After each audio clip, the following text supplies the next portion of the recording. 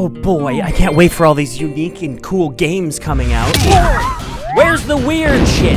I'm sick of all these remakes and sequels. I want to play the bizarre stuff, the weird stuff that makes you go, nice game!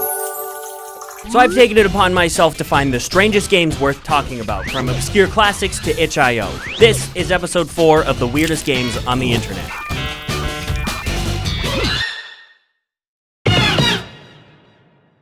According to Urban Dictionary, super adventure hand is when you go on a nice hike, you whip your out, she her you start the bear comes by and start then you gotta and show them your all goatsy style. Nah, I'm just kidding. I'm convinced that they were gonna make this game with a spider as your main character, but then they thought, ew, yuck. In Super Hand Adventure, you have one job, to get your arm back. A job that only you, a sentient hand, can complete. A job only a hand can do. A hand job. Nah, I'm just kidding. This game is basically a 3D puzzle platformer with the added gimmick of being able to stick to vertical surfaces. The first several levels were extremely easy as far as the platforming goes. It turns out platforming isn't too difficult when you can just stick to your surfaces. Everything was pretty simple until about the halfway point when they started adding the ability to grab obstacles, throw bombs, ride a skateboard, and... Ha! Got him!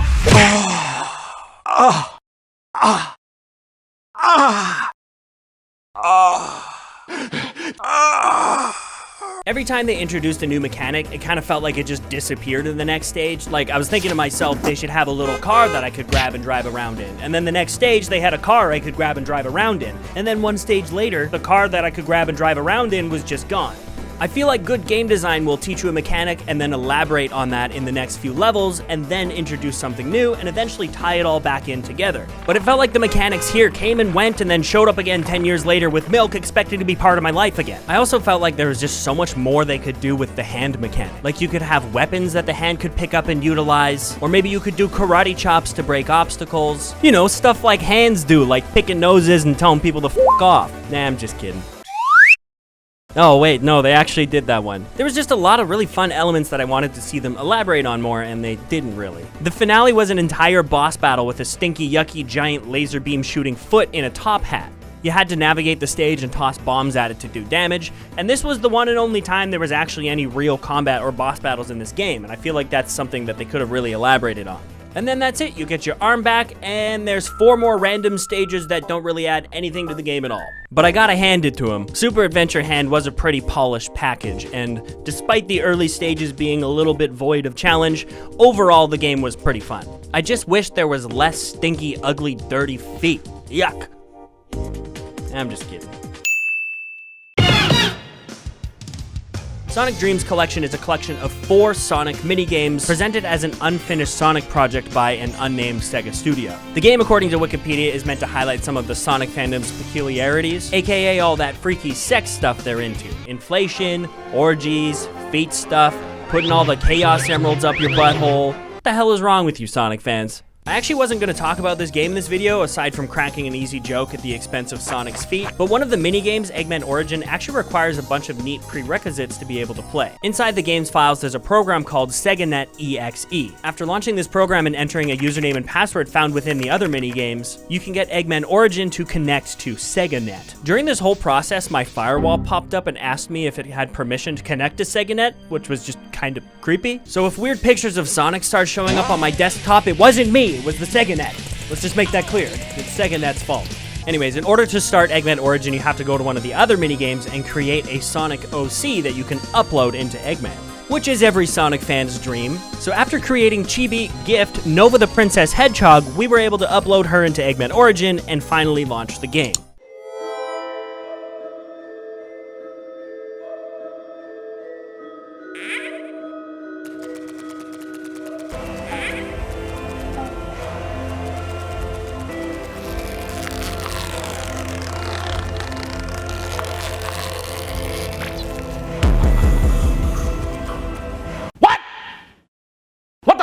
Not much more happens after this point, but it was weird. It was surreal. I like it when games make you go into the files to do stuff so you can unlock more secrets in the games. Really, I think I can sum it all up with this one image.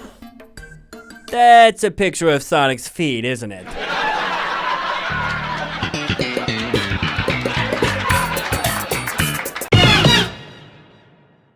Get Yoked is a roguelike deck builder about becoming an absolute unit. You heard that right, gym bros. You play cards to get gains, avoid injury by overuse, and sculpt the body of a god in competitions against other bodybuilders. Quit the gym because you'll never get an ass this fat in real life. Each day of competition allows you to play a handful of cards. Injuries persist over days of the competition, and your fatigue from playing cards will reset each day. Using these mechanics, your goal is to simply get enough gains to defeat your opponent.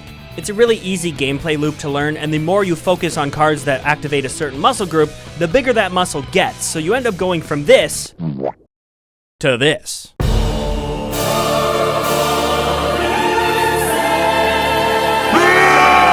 I ended up getting way more into this game than I thought I would, so I'm really curious to see how it develops over time. Now, if only I could play Pokemon cards and get jacked off at the same time.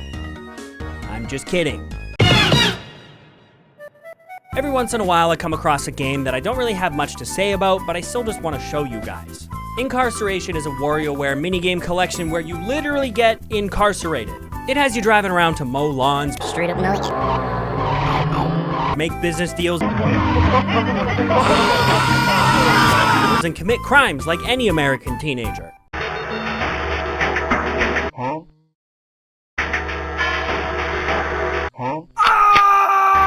It's just a good vibe, that's all I can really say. If you like weird little games like this, then try it out. And if you don't, then why are you still here? Get out! Yuck! I thought Ratshaker would be a fun little game about shaking rats, but what I actually got was an edging joy disguised as a Steam game.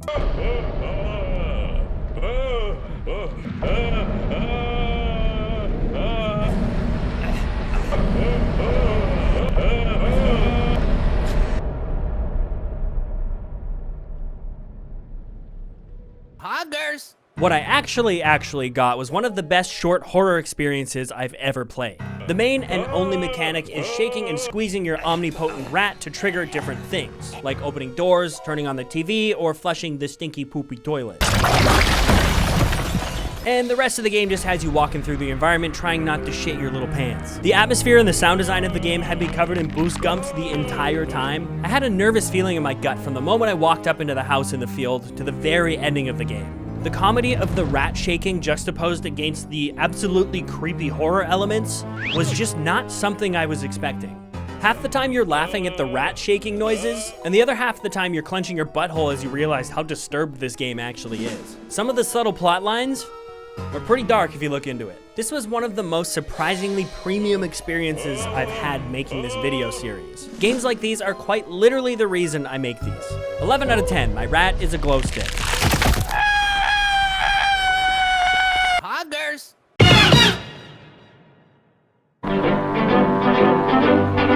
Somebody touch my spaghetti!